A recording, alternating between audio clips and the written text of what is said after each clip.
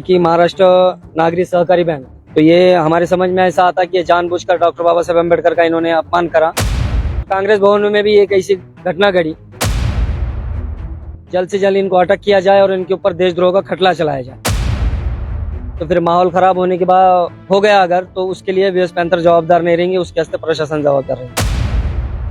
आप देख रहे हैं एलान न्यूज़, मैं समीर शेख। जैसे कि आपको पता है, कल गणतंत्र दिवस पर डॉक्टर बाबा साहब अम्बेडकर के नाम ना लेने पर वहां पर बहुत हंगामा हुआ और उसी को लेकर लातूर शहर में वीएस पैंथर की ओर से गंज पुलिस स्टेशन में निवेदन दिया गया। तो चलिए हम उनसे जानते हैं निवेदन में उन्हें क्या मांग की है। सर्वप्रथम जे पालकमंत्री आहेत नाशिकचे गिरीश महाजन यांचा वीएस पॅन्थर संघटनेच्या वतीनं सर्वप्रथम जाहीर निषेध करतो।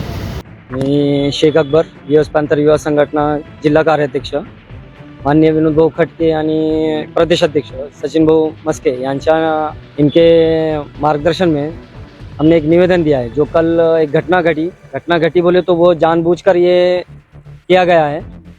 हमारा कहने का मतलब ये है कि महाराष्ट्र नागरिक सहकारी बैंक ये गुल मार्केट में है, इसका मुख्य कार्यालय, यहाँ के संचालक मंडल और जो भी यहाँ के कर्मचारी अधिकारी है, इन्होंने जानबूझकर भारत रत्न डॉक्टर बाबा साहेब अम्बेडकर की कल उनके प्रजासत्ताक दिन के निमित्त में जो ध्वजारोहण हुआ उसमें उनकी फोटो नहीं वापरी और दूसरी बात उनका नाम भी नहीं लिया।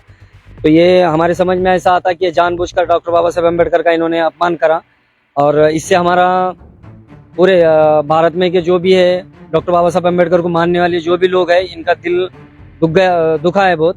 तो इसी पर इनके ऊपर देशद्रोह का गुनाह दाखिल होना, ये मांग करके हमने इनको एक निवेदन दिया है। अगर प्रशासन ने इनके ऊपर जल्दी से कार्रवाई नहीं की तो वीएस पैंथर युवा संगठन विनोद भाऊ खटके और सचिन भैया मस्के के नेतृत्व में आगे चल के रास्ते पर उतर के इसका तीव्र ऐसा आंदोलन छेड़ेंगे और इसका प्रशासन को गंभीरता से दखल लेना पड़ेगी और वातावरण ना चिगड़े और ये वातावरण और माहौल खराब ना हो। तो इसकी वजह से इसके लिए प्रशासन ने एक योग्य ऐसी कार्रवाई करना और ये भी जो है देशद्रोही जो है, इसमें हमने उनके नाम दिए हैं। अभी नाम पढ़ने जाएंगे तो बहुत लंबी लिस्ट है, जानबूझ के जो बार बार और ये घटना एक नहीं है, लातूर में कल ऐसे 4 घटना घटे। हम उसका भी मालूमाती निकाल रहे हैं कि ये कहाँ घटी। और दूसरी भी एक कांग्रेस भवन में भी एक ऐसी घटना घटी।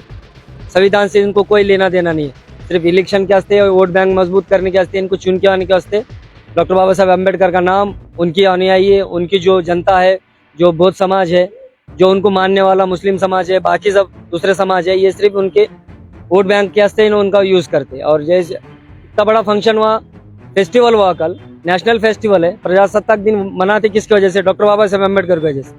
और संविधान दिया कौन ने? डॉक्टर बाबा साहेब अम्बेडकर ने दी। तो उनका नाम ना लेना, उनकी फोटो ना लगाना, ये उनका एक बहुत बड़ा अपमान है। अपमान क्या, ये माफ करने लायक गलती है ही नहीं। हमारी मांग नहीं है, जल्द से जल्द इनको अटक किया जाए और इनके ऊपर देशद्रोह का खटला चलाया जाए। और ये अगर जल्दी से जल्दी प्रशासन ने नहीं करा तो हम रास्ते पर उतर के इसका आंदोलन क्या लगता है आपको, सिर्फ निवेदन से काम हो जाएंगे? निवेदन से काम हो जाएगा ऐसा लगता है, क्यों तो हमारी संगठन का स्टाइल पहले निवेदन है और बाद में सब प्रशासन को भी मालूम है और पूरे लातूर जिले को नहीं, महाराष्ट्र को मालूम है कि हम आगे चल के क्या कर सकते बोले। निवेदन का इनको दखल लेना ही पड़ेगी, कार्रवाई करना ही पड़ेगी।